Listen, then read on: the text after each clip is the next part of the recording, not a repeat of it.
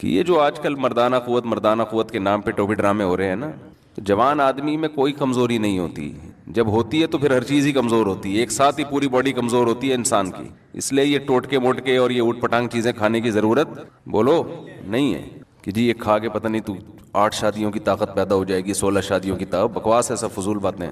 جب تک چل پھر رہے ہو، بول رہے ہو، آنکھیں صحیح ہیں، کان صحیح ہیں، سونگنے کی طاقت صحیح ہے، ہضم کرنے کی طاقت ہے، تو ساری طاقتیں ٹھیک ہیں. جب کمزور ہو گئے تو ایک ساتھ ہی ہو گئے سارے، سب کچھ، ساری کمزوریاں ایک ساتھ ہی پیدا ہوتی ہیں. تو جب تک باقی باڈی ٹھیک ہے تو باقی بھی ٹھیک ہے. الگ سے پتہ نہیں کیا کیا کہ لے کے نسخے کھا رہے ہوتے ہیں، دوائیں کھا کے اپنے آپ کا بیڑا غرق کر رہے ہوتے ہیں. اس میں وہم زیادہ ہے لوگوں کو. اور اللہ نے ہر مسلمان میں 4 کی طاقت رکھی ہوئی ہے معذرت کے ساتھ. اس کے لیے کوئی بہت زیادہ ایکسٹرا کوئی صحت کی ضرورت نہیں ہے. مرد کو اللہ نے عورت سے زیادہ پاورفل بنایا اس معاملے میں. تو مرد ہی کیا ہے جس میں پاور عورت ہی کے برابر ہو.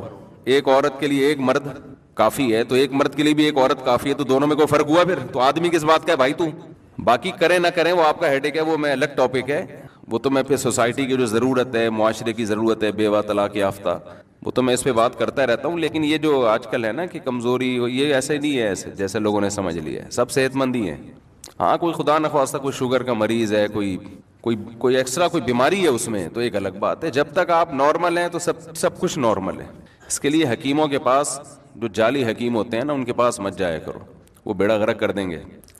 جو پراٹھے ہضم کر رہے ہیں نا، روٹی ہضم کر رہا ہے، گوشت ہضم کر رہا ہے، تو اس کا مطلب صحیح ہے، ٹھیک ہے. باقی نفسیاتی مسائل ہوتے ہیں لوگوں کے ساتھ، اس کو وہ، اب ایک آدمی کو غلط کاریوں کی عادت پڑ جائے. لوط علیہ السلام کی قوم کو لڑکوں سے بدفعلی کی عادت پڑ گئی تھی، تو ان کی عورت میں رغبت ختم ہو گئی، بیوی میں رغبت ختم ہو گئی.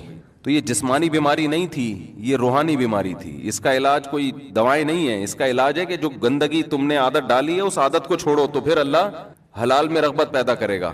تو جو زانی لوگ ہیں، زنا کرنے والے، بدکاریاں کرنے والے، غیر عورتوں میں دلچسپی لینے والے، ان کی گھریلو لائف بہت خراب ہو جاتی ہے.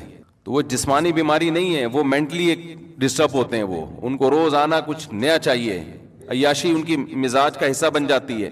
جیسے جو روز مرغے کھائے گا تو دال اچھی لگے گی پھر اسے. تو بیلنس ہے نا، کبھی مرغا کھا لیا کبھی دال کھا لی. اب آپ روزانہ ہی مرغے پھوڑتے رہو گے تو مر جاؤ گے آپ. تو حلال میں اللہ نے اعتدال رکھا ہے، حرام میں اعتدال نہیں ہوتا. جو حرام کی طرف جاتے ہیں نا، زنا کرتے ہیں، تو وہاں سے تو بور ہوتے ہیں، لیکن گھریلو لائف ان کی برباد. بے حیائی کا سب سے بڑا اثر یہ پڑتا ہے کہ اس کی اپنی جو بیوی بچوں کی زندگی ہے وہ تباہ و برباد ہوتی ہے. اور کتنے برے اثرات بچوں کو جب پتہ چلتا ہے ہمارا باپ ایسا ہے، بچوں کے دل میں باپ کی عظمت نہیں رہتی ہے. آپ کہتے ہیں نہ رہے عظمت تو کیا ہوگا بھائی، آگے آپ کا بڑھاپا بھی آ رہا ہے. ابھی اولاد کو آپ کی ضرورت ہے، کل آپ کو اولاد کی ضرورت ہے، اور بہت جلد ہے. بڑھاپا کوئی ٹائم نہیں لگتا، کراچی میں تو اور جلدی آتا ہے. جو غذائیں کھا رہے ہیں نا، یہ جو حدیث میں آتا ہے نا، جوانی کو بڑھاپے سے پہلے غنیمت سمجھو، تو یہ صحابہ کے بڑھاپے کی بات ہو رہی ہے. ہم لوگ کا جو ہے بہت جلدی آ جاتا ہے، ہمیں تو ابھی سے غنیمت سمجھنا شروع کر دینا چاہیے. دیکھو 63 سال کی عمر میں رسول اللہ صلی اللہ علیہ وسلم کے چند بال سفید تھے، چند بال. صحابہ کہتے ہیں گنے جا سکتے تھے. یہ صحتیں تھیں اس زمانے میں. آج 40 سال کے بعد آدھا سر سفید ہو جاتا ہے. ہوتا ہے کہ نہیں ہوتا؟ 40 سال کے بعد ہی یہاں درد وہاں درد. آج میں صبح اٹھاؤں تو میری گردن ادھر کو مڑ رہی تھی، ادھر مڑ نہیں رہی تھی، بڑی مشکل سے موڑی ہے میں نے. تھوڑا سا تکیہ آڑا ترچھا ہو جائے تو صبح بندہ بھی آڑا ترچھا ہوتا ہے. یہ تو صحتیں ہیں آج کل.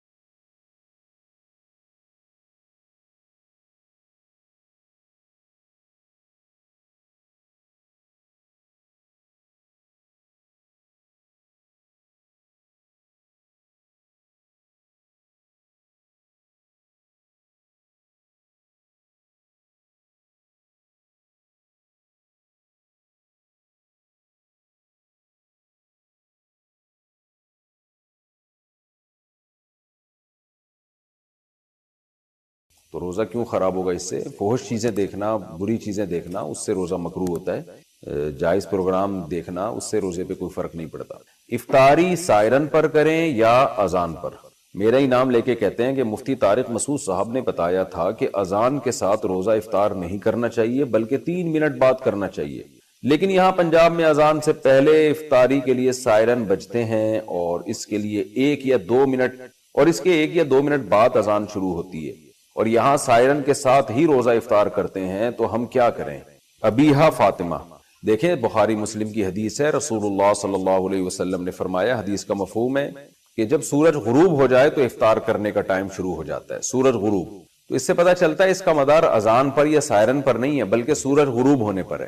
اب سورج غروب ہونے کا کیسے پتہ چلے گا؟ یا تو آپ اپنے مکان کی چھت پہ کھڑے ہو کر دیکھیں کہ بھئی سورج غروب ہو رہا ہے کہ نہیں ہو رہا، 100% جب یقین ہو جائے کہ غروب ہو چکا ہے، شک ہو پھر نہیں، یقین ہو کہ غروب ہو گیا تو آپ افطار کر لیں۔ اور ایک طریقہ یہ ہوتا ہے کہ اس تکلف کے بجائے آج کل نقشے ملتے ہیں، گوگل پہ بھی پتہ چل جاتا ہے کہ آپ جس علاقے میں ہیں وہاں غروب آفتاب کا ٹائم کیا ہے، سورج غروب ہونے کا ٹائم کیا ہے، کراچی کا الگ ٹائم ہے، لاہور کا الگ ہے، مختلف جگہوں کا الگ ہے، تو جو ٹائم غروب آفتاب کا لکھا ہوا ہو اس سے کم 2 منٹ کے بعد روزہ افطار کریں، کم سے کم۔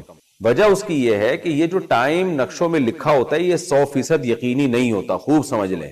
جب جیسے لکھا ہے نا، فار ایگزامپل کراچی میں آج کا ٹائم جو لکھا ہوا ہے وہ ہے 6:50، فار ایگزامپل شاید 51 ہو یا 49 ہو، مجھے پوری طرح یاد نہیں ہے، 6:50 لکھا ہوا ہے، تو آخری درجے کی احتیاط یہ کہ 6:52 پہ یعنی 50 لکھا ہوا ہے تو 52 پہ آپ افطار کریں، کیونکہ 6:50 یہ اس میں 100% کیلکولیشن صحیح نہیں ہوتی ہے، بعض دفعہ 1 آدھ منٹ بعد سورج غروب ہو رہا ہوتا ہے، تو آپ 2 منٹ کی کم سے کم، بعض علماء تو کہتے ہیں 3 منٹ احتیاط، لیکن چلیں آپ 2 منٹ بھی احتیاط کر لیں، میں تو ویسے 3 منٹ کرتا ہوں، 6:50 اگر لکھا ہے تو 6:53 پہ افطار کرتا ہوں میں، یعنی 2 منٹ بھی احتیاط جبھی ہوگی نا جب 53 پہ آپ کریں گے، 50 لکھا ہوا ہے تو آپ 53 پہ افطار کریں اور آپ کی گھڑی بھی صحیح ہو، تو اسٹینڈرڈ ٹائم کے مطابق اپنی گھڑیوں کو صحیح کریں، اور 6:50 لکھا ہوا ہے تو 6:53 جیسے ہی ہوتے ہیں آپ فوراً افطار کر لیں، یہ احتیاط والا طریقہ ہے۔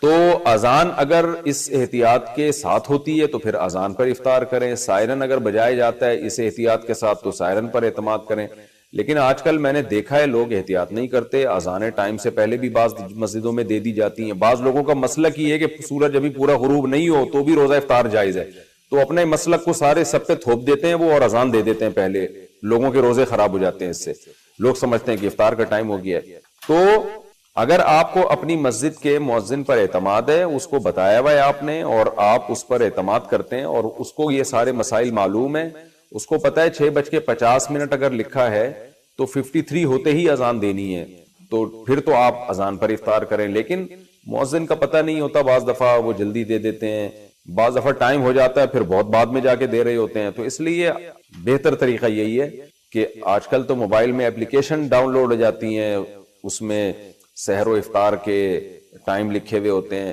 تو گھر میں کوئی کیلنڈر لے کے لگا لیں اور اس کے مطابق افطار کیا کریں، جو غروب آفتاب کا ٹائم ہے اس کے کم سے کم 2 منٹ کے بعد، یعنی 50 لکھا ہوا ہے اس پہ 6:50 لکھا ہے تو 6:53 پہ 6:53 ہوتے ہی آپ افطار کر لیں۔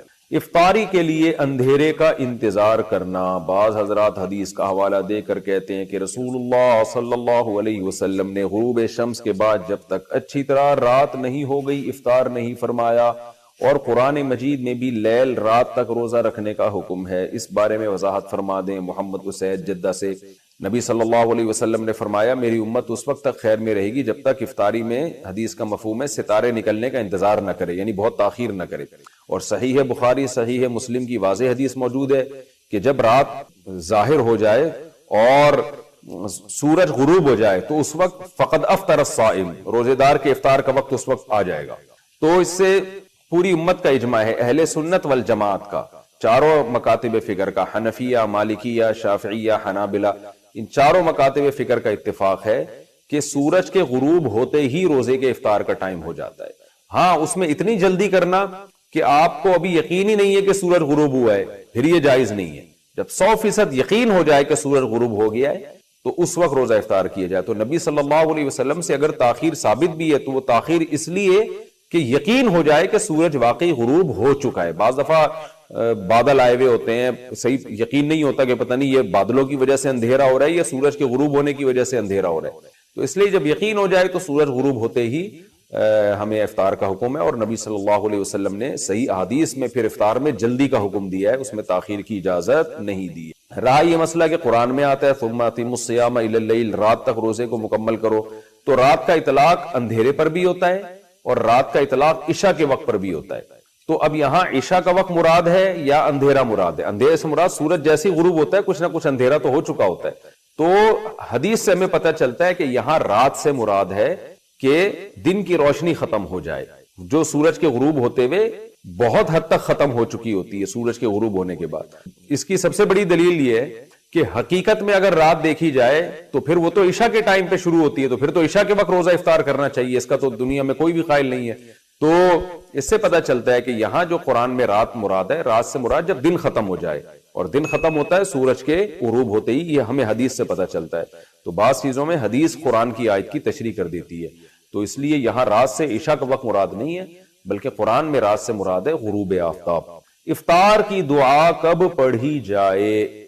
زید نے کہا روزہ کھولنے کی دعا افطاری کے بعد پڑھنا سنت ہے، اور افطاری سے پہلے پڑھنا سنت نہیں ہے، کیونکہ رسول اللہ صلی اللہ علیہ وسلم نے افطاری کے بعد پڑھی ہے۔ کیا زید کی یہ بات درست ہے؟ ابو فصیح کوئٹہ سے۔ افطاری کی دو دعائیں حدیث سے ثابت ہیں۔ ایک دعا ہے ذهب الظما وابتلت العروق وثبت الاجر انشاء اللہ، پیاس چلی گئی اور رگیں تر ہو گئیں اور اللہ نے چاہا تو روزے کا اجر ہمارے اعمال میں لکھ دیا گیا۔ یہ دعا عربی میں پڑھی، پھر اس کا ترجمہ ہے۔ تو یہ دعا تو بالاتفاق افطاری کے بعد ہے، جب آپ نے افطاری کر لی، طبیعت کو سکون حاصل ہو گیا، اس کے بعد یہ دعا پڑھیں۔ اور ایک دعا جو ابو داؤد میں مرسل حدیث ہے، صحابی کا واسطہ حذف کر کے تابعی ڈائریکٹ نبی صلی اللہ علیہ وسلم سے نقل کرتے ہیں، وہ دعا کیا نقل کرتے ہیں؟ حدیث مرسل ہے اللہم لک صمت وعلی رزقک افطرت۔ تو اس کے بارے میں آتا ہے کہ کان اذا افطر، نبی صلی اللہ علیہ وسلم جب افطار کرتے تو پھر آپ یہ دعا پڑھتے اللہم لک صمت وعلی رزقک افطرت، اے اللہ میں نے تیرے لیے روزہ رکھا اور میں نے تیرے ہی لیے افطار کیا۔ اس دعا کے بارے میں فقہا کا اختلاف ہوا ہے کہ یہ افطاری سے پہلے پڑھنے کی ہے یا افطاری کے بعد پڑھنے کی ہے۔ جو حضرات جنہوں نے اچھا نبی سے نہیں پتا صاف واضح طور پر کہ آپ افطاری کے بعد پڑھتے تھے یہ پہلے پڑھتے تھے، تو جن حضرات نے حدیث کے ظاہری الفاظ کو دیکھا، جو الفاظ میں بھی پڑھ کے سناتا ہوں، جنہوں نے حدیث کے ظاہری الفاظ کو دیکھا انہوں نے کہا کہ یہ افطاری کے بعد پڑھی جائے گی۔ حدیث کے ظاہری الفاظ کیا ہے؟ کانا اذا افطر، نبی جب افطار کرتے، تو اس سے تو پتہ چل رہا ہے جب افطار کر لیتے، افطاری کے بعد یہ دعا پڑھتے۔ اور دعا کے الفاظ بھی کیا ہیں؟ اللہم لک صمت، اے اللہ میں نے تیرے لیے روزہ رکھا، یعنی پاس کی بات ہے، وعلی رزقک افطرت، اور تیرے رزق پر میں نے افطار کیا، اس کا مطلب کر چکا ہے نا، تبھی تو دعا پڑھ رہا ہے۔ تو یہ ان حضرات کی رائے ہے جو یہ کہتے ہیں کہ افطاری کے بعد یہ دعا پڑھی جائے گی، لیکن دوسرے جو بہت سے علماء اس کے قائل ہیں کہ افطاری کے وقت یہ دعا پڑھی جائے گی۔ ان کی دلیل کیا ہے؟ وہ یہ کہتے ہیں کہ جو کام ہونے والا ہوتا ہے اسے بھی پاسٹ اور ماضی کے صیغوں سے تعبیر کیا جاتا ہے۔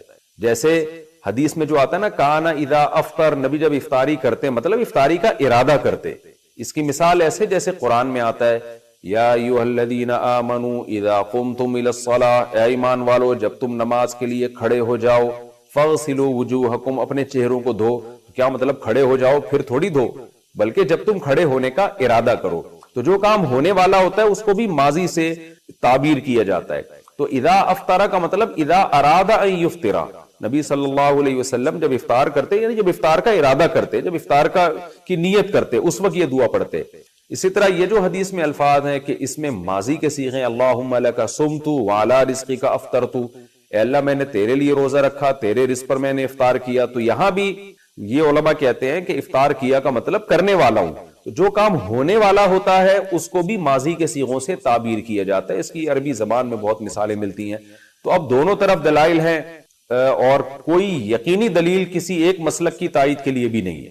البتہ ہماری رائے میں یہ جو دوسرا موقف ہے یہ زیادہ دلیل کے لحاظ سے اس لیے افضل معلوم ہوتا ہے۔ دوسرا موقف کیا ہے کہ افطاری سے پہلے پڑھنی چاہیے یہ دعا، یعنی افطاری کے وقت، افطاری کا بالکل ٹائم ہو چکا ہے تو آپ کھجور کھانے سے پہلے، پانی پینے سے پہلے یہ دعا پڑھ لیں اللہم لک صمت وعلی رزقک افطرت، یہ پڑھ کے آپ کھائیں۔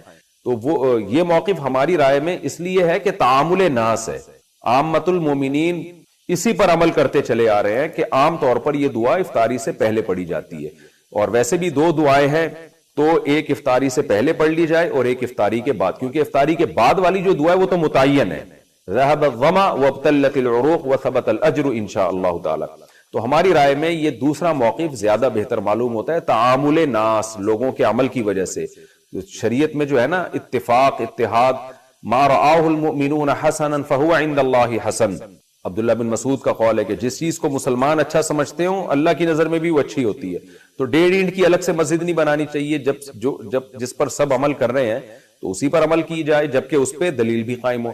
تو بہرحال دونوں طرف دلائل ہیں، کسی ایک موقف پر سختی کرنا، دوسرے کو برا بھلا کہنا، یہ درست نہیں ہے۔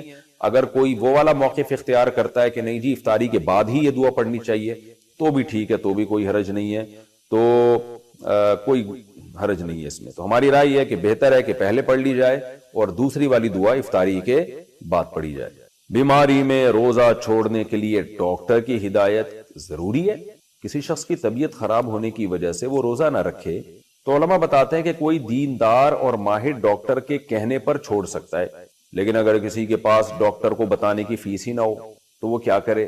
کیا اپنی رائے کی بنا پر طبیعت خراب ہونے کی وجہ سے روزہ چھوڑ سکتا ہے؟ محمد سعادت خان انڈیا سے۔ دیکھیں، ایک آدمی کو اپنے بارے میں غالب گمان ہے، وہم نہیں ہے، غالب گمان ہے کہ میں نے روزہ رکھا تو میری طبیعت خراب ہوگی۔ بعض دفعہ پیشنٹ کو تجربوں سے پتہ چل جاتا ہے، جیسے شوگر کے مریض کو بار بار ڈاکٹروں کے پاس جانے کی ضرورت نہیں ہوتی۔ شوگر کے پیشنٹ کو پتہ ہوتا ہے کہ میری طبیعت کب خراب ہوگی اور کب مجھے چینی کھانی ہے اور کب مجھے چینی سے اوائڈ کرنا ہے۔ اس کو اپنے تجربے سے بھی اگر اندازہ ہو گیا تو پھر اس کو ڈاکٹر کے پاس جانے کی ضرورت نہیں ہے، خود فیصلہ کر سکتا ہے۔ لیکن بعض بیماریاں ایسی ہوتی ہیں اس میں آپ کی رائے کا اعتبار نہیں ہوتا۔ میں نے بہت دفعہ مریضوں کو دیکھا ہے، وہ کسی چیز سے خام خواہ پرہیز کر رہے ہوتے ہیں، ڈاکٹر سے پوچھتے ہیں تو ڈاکٹر کہتا ہے اس سے پرہیز کرنے میں آپ کی بیماری کا کوئی تعلق نہیں ہے اس کے پرہیز سے۔ روزے میں بھی میں نے خود ایک پیشنٹ کو دیکھا، کچھ دن پہلے مجھ سے مسئلہ پوچھنے کے لیے آئے کہ اس بیماری میں میرے لیے روزہ رکھنا نقصان دہ ہے، تو میں نے کہا آپ ڈاکٹر سے پوچھیں۔ تو پھر انہوں نے کہا میں نے ڈاکٹر سے پوچھا ہے تو ڈاکٹر نے کہا کہ روزہ رکھنے سے اس بیماری کا کوئی تعلق نہیں ہے، آپ کو کوئی نقصان نہیں ہوگا اس سے۔ تو اس لیے ڈاکٹر کی بات زیادہ قابل اعتماد ہوتی ہے۔ تو اپنی طرف سے ہوائی تکے نہیں چلانے چاہیے، ہوائی فائرنگ نہیں کرنی چاہیے۔ رمضان کا روزہ ہے، اسلام کا رکن ہے۔ آپ کہہ رہے ہیں ڈاکٹر کی فیس نہیں ہے، تو ڈاکٹر چلتے پھرتے مل جاتے ہیں، مسجد میں آپ کے کوئی نہ کوئی ڈاکٹر آتے ہوں گے، ان سے چلتے چلتے پوچھ لیں ڈاکٹر صاحب اس بیماری میں، تو میرا خیال ہے ایک مسئلہ بتانے کا، یعنی شرعی مسئلے میں رہنمائی کرنے کے ڈاکٹر آپ سے پیسے کیوں لے گا؟ پھر بھی اگر کسی کے لیے ممکن نہیں ہے تو پھر وہ غالب گمان پر عمل کر سکتا ہے، کہ اس کو اگر غالب گمان ہے اپنے بارے میں کہ واقعی میں روزہ رکھوں گا تو میری صحت کو، یعنی میری بیماری بڑھ سکتی ہے، بیماری جو ہے بڑھ سکتی ہے یا میں بیمار ہو سکتا ہوں، تو اپنے تجارب سے کسی کو اندازہ ہو گیا ہو تو بھی اس کو روزہ چھوڑنے کی اجازت ہے۔ روزے میں ناک میں وکس استعمال کرنا، زکام کی صورت میں ناک میں وکس استعمال کرنا کیسا ہے؟ کیا اس سے روزہ خراب ہوگا؟ کیونکہ اس کی خوشبو کافی تیز ہوتی ہے۔ بصیر کاکڑ شارجہ سے۔ دیکھیں، تیز خوشبو سونگنے سے روزہ نہیں ٹوٹتا، ایسی چیز سونگنے سے روزہ ٹوٹتا ہے جس کے ذرات آپ کے حلق میں جا رہے ہو۔ تو وکس آپ اندر لگائیں گے، مستقل لگی رہے گی، تو میرا خیال ہے کہ لازمی اس کے ذرات پھر آہستہ آہستہ ناک کے ذریعے حلق میں جاتے ہیں، تو اس لیے وکس کا استعمال روزے میں جائز نہیں ہے، ناک میں لگانا یعنی۔ بیمار شخص رمضان کی برکت کیسے حاصل کرے جو بیماری کی وجہ سے روزہ نہ رکھ سکیں، اور رمضان کے فضائل سے کیسے مستفید ہوں؟ ضیاء الرحمن ہنگو سے۔ حدیث میں آتا ہے کہ جو شخص کسی عبادت میں مشغول تھا، معمول تھا اس کا، پھر بیماری کی وجہ سے وہ عبادت نہیں کر پایا تو اللہ اس بیماری میں بھی اس کا وہ عمل لکھ رہے ہوتے ہیں۔ تو اگر کوئی شخص ہمیشہ رمضان میں روزے رکھتا ہے، اس کا معمول ہے، ایک رمضان ایسا آیا جس میں بیچارہ بیماری کی وجہ سے رکھ نہیں پا رہا، تو اللہ تعالیٰ اپنی رحمت سے اس کو رمضان کے روزوں کا ثواب دیں گے، کیونکہ وہ بیچارہ اس کا تو معمول تھا، تو اس لیے اس میں ٹینشن کی، پریشان ہونے کی ضرورت نہیں ہے۔ باقی یہ کہ وہ دوسری عبادت تو کر سکتا ہے، اگر روزہ نہیں رکھ سکتا تلاوت کر لے، کچھ نہیں اللہ کا نام لے لے، تسبیح ہاتھ میں لے کے سبحان اللہ والحمد للہ ولا الہ الا اللہ واللہ اکبر یہ تسبیح پڑھ لے، سبحان اللہ پڑھ لے، الحمدللہ پڑھ لے، تو رمضان میں اور بہت سارے طریقوں سے وہ عبادت کر کے رمضان کی برکتیں حاصل کر سکتا ہے، صدقہ و خیرات کر سکتا ہے۔ وہ گرد و غبار حلق میں چلا جائے تو روزے کا حکم۔ گرد و غبار حلق میں جانے سے روزہ ٹوٹ جاتا ہے یا نہیں، اور اس کا پتہ کیسے چلے گا؟ دانیال امین کراچی سے۔ دانیال امین صاحب، کراچی میں تو گرد و غبار ہی حلق میں جاتا ہے، پکوڑے تو بعد میں جاتے ہیں، سارا دن روزے دار کے منہ میں گرد و غبار دھول مٹی ہی جاتی ہے۔ اگر گرد و غبار کے منہ میں جانے سے روزہ ٹوٹ جاتا تو کراچی میں کسی کا بھی روزہ نہ ہوتا۔ تو ہاں، جان بوجھ کر گرد پیٹ میں نہ لے کے جائیں کہ مٹی میں جا جا کے اس کو سونگ رہے ہیں تاکہ گرد اندر جائے، اس عمل سے تو روزہ ٹوٹے گا۔ لیکن نارملی چلتے پھرتے جو ہوائیں چلتی ہیں اور مٹیاں اڑ اڑ کے آپ کے ناک میں حلق میں جاتی ہیں تو اس کے جانے سے روزہ نہیں ٹوٹتا، چاہے آپ کو جاتے ہوئے محسوس بھی ہو جائے پھر بھی نہیں ٹوٹتا، جان کرنا لے کے جائیں آپ۔ روزے میں بار بار کلی کرنا، روزے میں بار بار کلی کرنا تاکہ حلق گیلا رہے، کیا یہ صحیح ہے؟ ابو سلطان سعودی عرب سے، حلق گیلا کرنے کے لیے تو غرارہ کرنا پڑتا ہے، وہ روزے میں جائز نہیں ہے، لیکن کلی کرنا جائز ہے، چاہے تاکہ جو ہے پیاس کی شدت میں کمی ہو جائے، تو اس نیت سے آپ بار بار کلی کر سکتے ہیں، کوئی حرج نہیں ہے۔ روزے میں کھانا بناتے ہوئے نمک چکھنا، کیا روزے کی حالت میں کھانا بناتے ہوئے نمک یا مرچ چکھ سکتے ہیں جبکہ فوری طور پر کلی کر لی جائے؟ ام طلحہ UK سے، مکروہ عمل ہے، ناپسندیدہ عمل ہے، لیکن اگر کھانے کے خراب ہونے کا، بیڑا غرق ہونے کا خطرہ ہے کہ میاں صاحب کو غصہ آ جائے گا، ان کا میٹر گھوم جائے گا، بچے پلیٹیں اٹھا اٹھا کے پھینکنا شروع کر دیں گے، امی یہ کیا کر دیا آپ نے، حلوہ ایسا بنایا اس میں تو چینی نہیں ہے، چینی کی بجائے نمک ڈال دیا آپ نے، یا نمک بہت کم ڈال دیا جاتا ہے تو بھی ذائقہ خراب ہو جاتا ہے، بعض دفعہ کھانے میں نمک تیز پڑ جاتا ہے اور میاں صاحب بلڈ پریشر کے مریض ہیں، کھا کے ان کی کھوپڑی اور ان کی سیٹنگ آؤٹ ہو گئی، سارا افطاری کا ہی بیڑا غرق کر دیا انہوں نے۔ ایسا خطرہ اگر موجود ہو تو پھر خاتون نمک چکھ سکتی ہیں، تو کھانا پکاتے ہوئے تھوڑا سا منہ پہ زبان پہ رکھ کے فوراً تھوک دیں اور اچھی طرح کلی کر لیں، تو اس کی گنجائش ہے۔ روزے میں شوگر ٹیسٹ کرنا، کیا روزے میں شوگر ٹیسٹ کر سکتے ہیں؟ نیز کیا کسی کو مجبوری کی حالت میں خون دے سکتے ہیں؟ عیشا قریشی، جی ہاں، شوگر بھی ٹیسٹ کر سکتے ہیں اور خون بھی دے سکتے ہیں، روزہ اس سے نہیں ٹوٹتا، خون دے بھی سکتے ہیں، خون لے بھی سکتے ہیں۔ روزے میں ڈرپ لگوانا، اگر کوئی بیمار ہو جیسے ٹائیفائڈ، جس کا کورس یہ ہوتا ہے کہ روزانہ صبح و شام ایک ایک ڈرپ لگانی پڑتی ہے، تو کیا روزے کی حالت میں ڈرپ لگائی جا سکتی ہے؟ یاسر، جی ہاں لگائی جا سکتی ہے یاسر صاحب۔ روزے میں دوران غسل ناک میں کتنا پانی پہنچائیں؟ ایک عالم نے فرمایا کہ غسل واجب ہو تو روزے میں بھی ناک کی نرم ہڈی تک پانی پہنچانا فرض ہے، اور ایک عالم نے کہا کہ روزے میں پانی ناک کی نرم ہڈی تک نہ پہنچانا مسنون ہے۔ تو اس میں صحیح طریقہ کیا ہے؟ ناک کی نرم ہڈی تک تو پانی پہنچانا لازمی ہے نا، تو چاہے روزہ ہو یا نہ ہو، جب غسل فرض ہے آپ پر تو ہلکا سا پانی کو اندر لے کے جائیں، وہ ناک کی نرم ہڈی تک آرام سے پہنچ جاتا ہے، بہت زیادہ زور نہ لگائیں، وہمی لوگ زور لگا لگا کے دماغ میں پانی پہنچا دیتے ہیں، تو ہلکا سا بس کھینچ لیں، اس سے آرام سے پانی پہنچ جاتا ہے، وہم نہ کریں اس میں۔ روزہ رکھنے کی دعا کا حکم، روزہ رکھنے کی جو دعا مشہور ہے وہ بِصَوْمِ غَدٍ نَوَيْتُ مِنْ شَهْرِ رمضان، کیا یہ دعا حدیث سے ثابت ہے؟ حمید خان، نہیں جی حدیث سے ثابت نہیں ہے، بس دل میں اتنی نیت کافی ہے کہ میں روزہ رکھ رہا ہوں۔ استحاضہ میں روزے اور نماز کا حکم، حیض کی کم سے کم مدت 3 دن 3 رات ہے اور زیادہ سے زیادہ مدت 10 دن 10 رات ہے، اس مدت میں روزہ نہیں رکھتے۔ اب اگر کسی کو 10 دن سے زیادہ بلیڈنگ ہو، خون آئے، تو اس صورت میں روزہ اور نماز کا کیا حکم ہے؟ محمد حسین کشمیر سے، کسی خاتون کو اگر 10 دن سے بھی زیادہ بلیڈنگ ہو رہی ہے تو وہ روزہ بھی رکھیں گی اور نماز بھی پڑھیں گی، کیونکہ حیض 10 دن سے زیادہ نہیں ہو سکتا۔ تو روزے کا تو حکم یہی ہے کہ 10 دنوں کے بعد وہ روزہ رکھنا شروع کر دیں گی، اور تمام روزوں کی قضا تو انہوں نے جو حیض کی حالت میں چھوٹے ہیں وہ تو ویسے عید کے بعد کرنی ہے۔ نماز میں یہ ہوتا ہے کہ جو حیض کے ایام میں عورت کی نمازیں چھوٹی ہیں وہ اس پر لازم نہیں ہوتی، تو اس میں یہ کرنا ہے کہ کسی خاتون کو مثال کے طور پر پچھلے مہینے 6 دن بلیڈنگ ہوئی، 6 دن خون آیا، تو اگلے مہینے اب رمضان آ گیا ہے، اس کو 6 دن خون آیا تو ٹھیک ہے، 6 دن تو نماز بھی نہیں، روزہ بھی نہیں۔ 7ویں دن بھی خون آیا تو صبر کریں گی وہ خاتون، 8ویں دن بھی خون آیا، 9ویں دن بھی خون آیا، اور 10 دن کمپلیٹ ہونے سے پہلے پہلے خون بند ہو گیا، تو اس کا مطلب یہ ہے کہ اب ان کو 9 دن سے زیادہ خون آیا ہے اور 10 دن سے کم آیا ہے، تو یہی سارے دن حیض کے شمار ہوں گے اور ان کو اب نماز قضا کرنے کی ضرورت نہیں ہے۔ لیکن اگر کسی خاتون کو پچھلے مہینے فار ایگزامپل مثال کے طور پر 6 دن خون آیا، اگلے مہینے 6 دن سے زیادہ آتے آتے اتنا آ گیا کہ 10 دن سے بھی کراس ہو گیا، تو 10 دن سے جب کراس ہوگا تو یہ اس کی علامت ہوگی کہ بھئی یہ حیض کا خون نہیں ہے، یہ استحاضے کا خون ہے، اور ایسے موقع پہ پھر یہ دیکھا جائے گا پچھلے مہینے کتنے دن خون آیا تھا. پچھلے مہینے چونکہ 6 دن خون آیا تھا تو 6 دن حیض کے سمجھے جائیں گے, اور 6 دن سے اوپر جتنے دن ہیں وہ استحاضہ کی سمجھے جائیں گے, پاکی کے دن سمجھے جائیں گے. لہذا اس میں جو نمازیں انہوں نے چھوڑی تھی ان کی قضا کرنی پڑے گی. خوب سمجھ لیں یہ مسئلہ کہ 10 دن سے جب زیادہ لمبا خون آتا ہے تو پھر یہ دیکھا جاتا ہے پچھلے مہینے کتنے دن خون آیا تھا. پچھلے مہینے جتنے دن خون آیا تھا وہ حیض, اس سے زیادہ پاکی کے اور استحاضہ کے ایام. اور اگر 10 دن سے پہلے خون بند ہو جائے تو سارے دن حیض کے شمار ہوتے ہیں. پھر تسہیل بہشتی زیور ایک کتاب ہے حضرت مولانا شرف علی تھانوی رحمۃ اللہ علیہ کی, جامعۃ الرشید والوں نے آسان کر کے چھاپا ہے اس کو. وہ کتاب ہر گھر کی ضرورت ہے. اس میں خواتین حیض و نفاس کے مسائل پڑھیں, اور مردوں کے مسائل بھی ہیں, خواتین کے مسائل بھی ہیں. پہلے وہ بہت مشکل تھی, اب بہت آسان کر کے چھاپی ہے.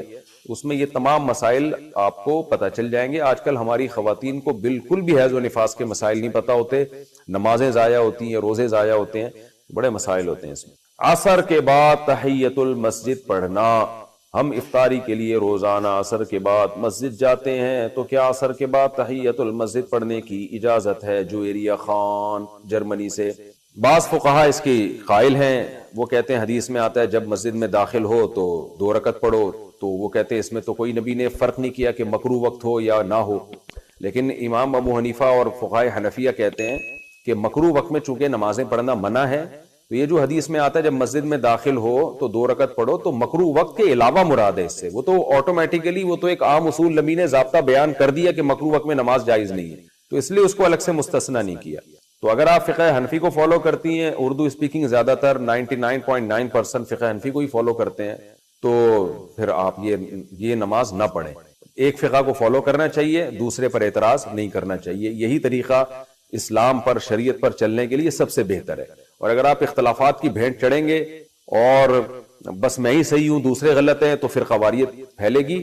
کیونکہ ہر فقیہ نے جو فتویٰ دیا ہے کسی نہ کسی دلیل کی بیس پہ دیا ہے. دلائل سب کے پاس ہوتے ہیں, فرق یہ ہوتا ہے کہ کون کس دلیل کو ترجیح دے رہا ہے, دوسرے میں تعویل کر رہا ہے. تو اسی وجہ سے عوام پر لازم ہے کہ ایک فقہ کو فالو کرے اور دوسرے پر اعتراض اور طنز نہ کرے.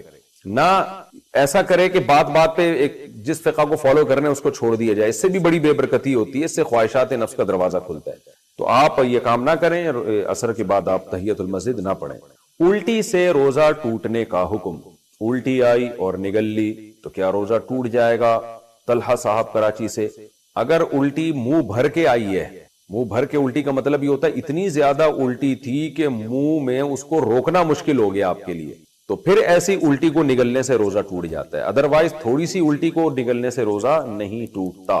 کیا تراویح کے بغیر روزے صحیح ہوں گے؟ پورے رمضان کی تراویح نہیں پڑی اور تمام روزے رکھ لیے تو کیا روزے صحیح ہوئے یا نہیں؟ سلیم نسیم. دیکھیں, تراویح اگر کوئی نہ بھی پڑھے تو روزے اس کے بہرحال صحیح ہو جاتے ہیں, روزوں پہ فرق نہیں پڑتا. لیکن تراویح سنت مؤکدہ ہے, قابل ملامت ہے وہ شخص جو تراویح کی نماز نہیں پڑھتا. تو اس لیے تراویح بھی پڑھنی چاہیے. کبھی بہت تھکاوٹ ہو, نہیں پڑھی جا رہی, تو ٹھیک ہے کم کر دیں, مختصر کر دیں.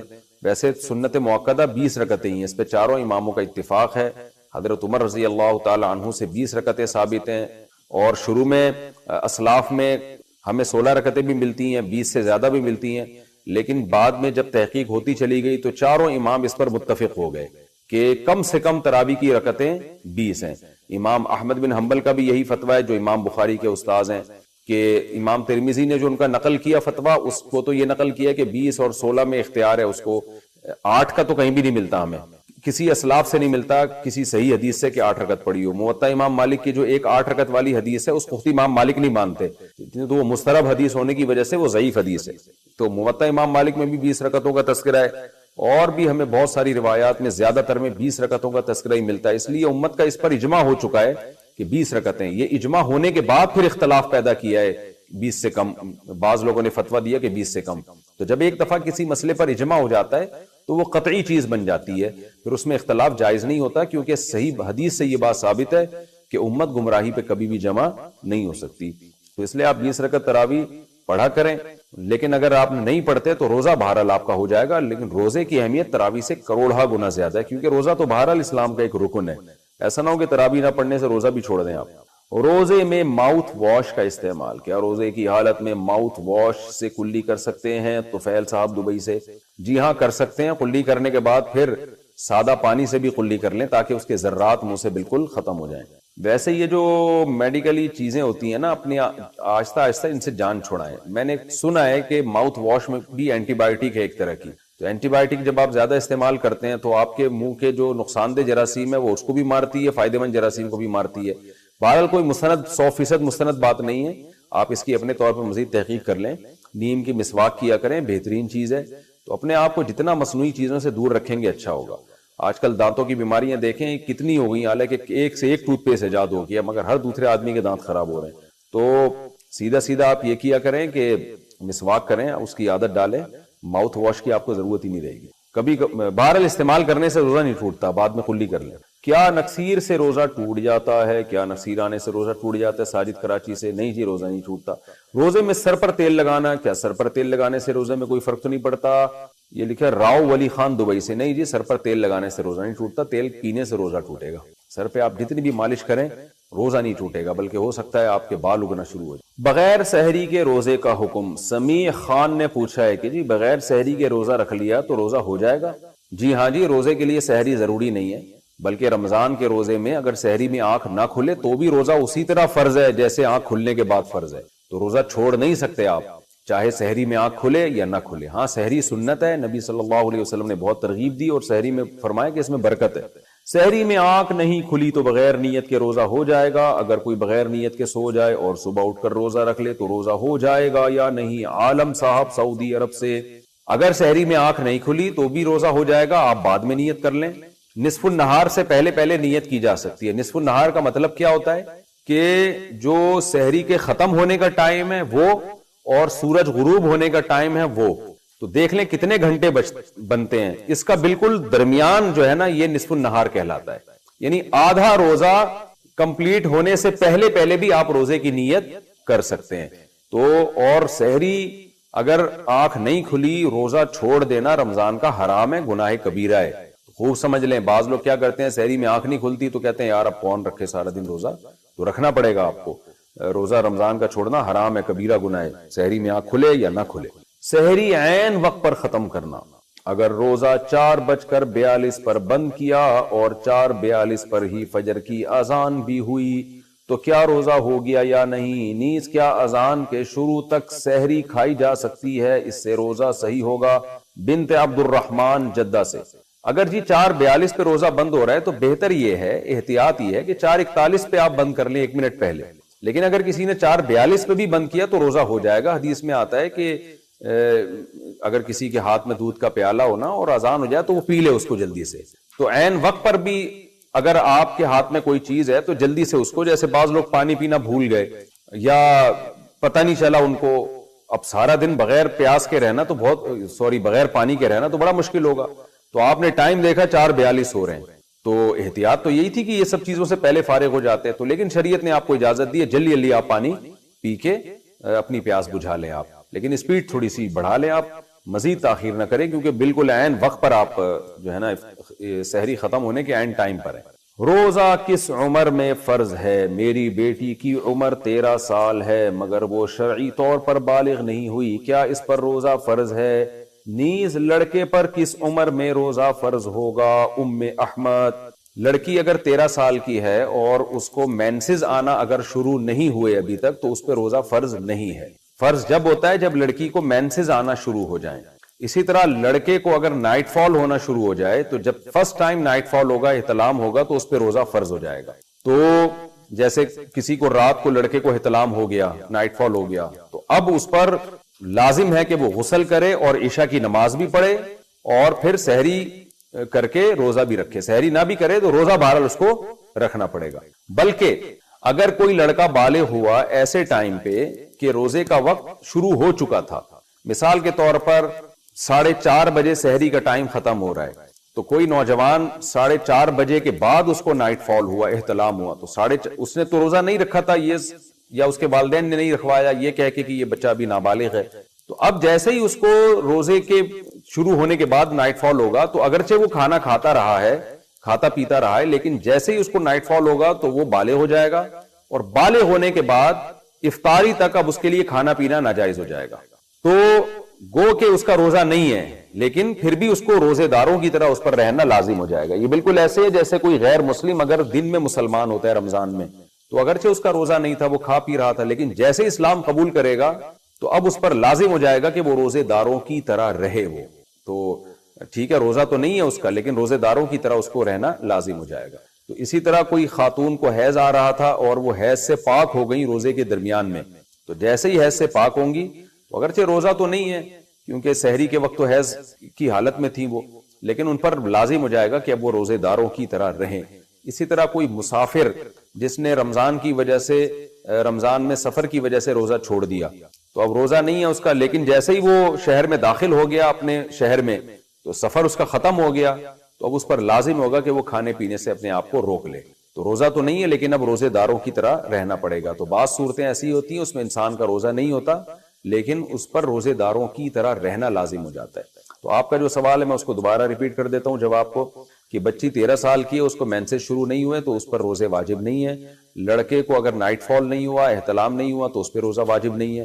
البتہ لڑکی یا لڑکا جب 15 سال کے ہو جائیں تو پھر بہرحال بالغ ہی شمار ہوں گے, چاہے لڑکی کو مینسز آئیں یا نہ آئیں, لڑکے کو نائٹ فال ہو یا نہ ہو.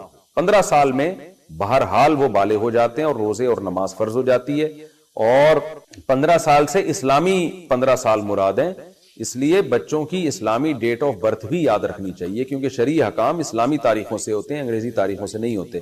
تو 15 سال جب اسلامی لحاظ سے ان کی عمر ہو جائے گی تو ان پہ روزے اور نماز فرض ہو جائے گا.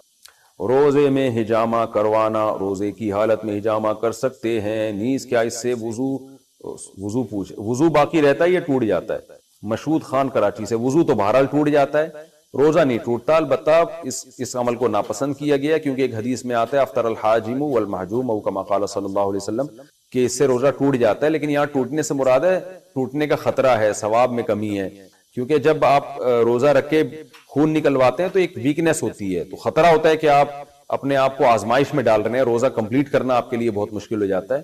تو جائز ہے, بہرحال گناہ نہیں ہے لیکن بہتر نہیں ہے. اگر کروانا بھی ہے تو عصر کے ٹائم پہ کروائیں جب روزے کا ٹائم تھوڑا ہو جائے.